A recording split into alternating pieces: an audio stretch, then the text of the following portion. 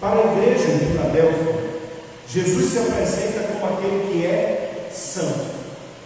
Então, na medida que nós íamos fazendo a abordagem de cada carta, de cada igreja, o Senhor se apresenta de uma forma.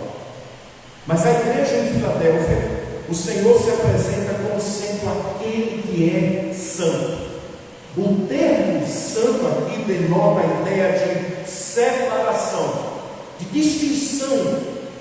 Cristo é aquele que é separado.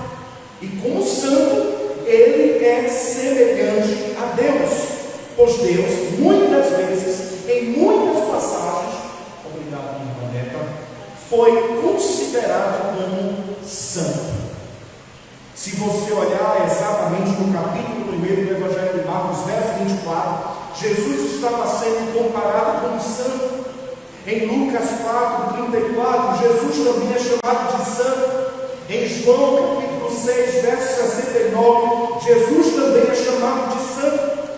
Como santo, Jesus é separado de toda forma de pecado e injustiça, meus irmãos. Isso significa dizer que ele é puro. Ele é isento de toda e qualquer impureza ou maldade. Observem que a palavra santo aqui no texto, neste próprio versículo, ela é acompanhada por um artigo definido, indicando o caráter singular da santidade de Jesus. Ele é o santo. A ideia é, ele é o único. É por isso que assim ele se apresenta, na singularidade de dizer que ele é o santo. Isso significa dizer que a mesma referência lá de Isaías, capítulo de número 6, verso de número 3, onde diante de um cenário de pecado, onde não havia mais leis sobre a terra, mas de repente os olhos do profeta Isaías foram redirecionados para o santo lugar onde Deus habita, e em suas palavras foram proferidas: santo, santo, santo. Cheia está a terra de toda a glória de Deus. Somente Ele é santo, somente Ele é incomparável, somente Ele é puríssimo, somente Ele é santíssimo. Não há quem se compare a Cristo em pureza, pois somente Cristo é isento de toda qualquer impureza e maldade. Somente alguém como Cristo poderia de fato nos representar. É por isso que a igreja de Filadélfia, ele já começa se apresentando dizendo: diz o santo. Mas ele não é apenas santo, ele também é o verdadeiro. Como Cristo, o verdadeiro, é aquele em quem não há imitação. Ele é autêntico, é real, é confiável, é genuíno. O artigo aqui mais uma vez aponta para a sua peculiaridade em ser verdadeiro, o verdadeiro. Nele não há falsidade, nele não há engano. Somente Ele é verdadeiro, o verdadeiro. Meus irmãos, o desenvolver da carta, Cristo de fato é o verdadeiro, porque nele não habita a mentira, o engano, a falsidade. Ele é verdadeiro em sua essência.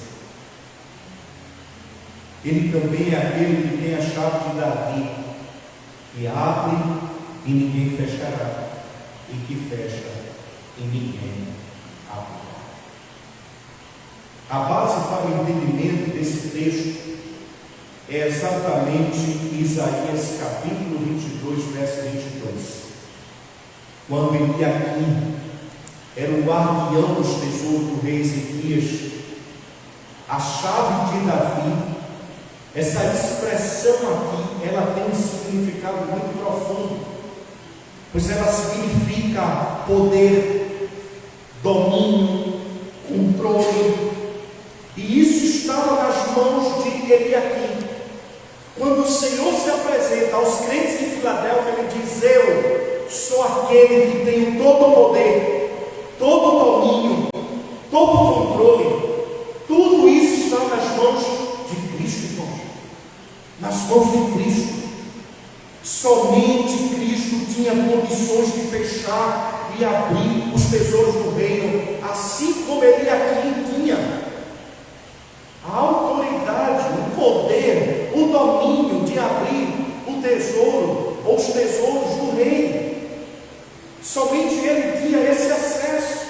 A ideia aqui é que essa expressão aponta para o domínio de Cristo soberano sobre todas as coisas.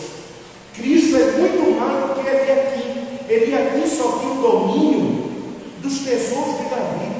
Cristo é aquele que tem o domínio sobre todas as coisas soberanamente, de modo que ele governa, de modo que ele reina e dirige tudo. Quando ele abre, ninguém fecha. Também quando ele fecha, ninguém abre. Somente ele, irmãos,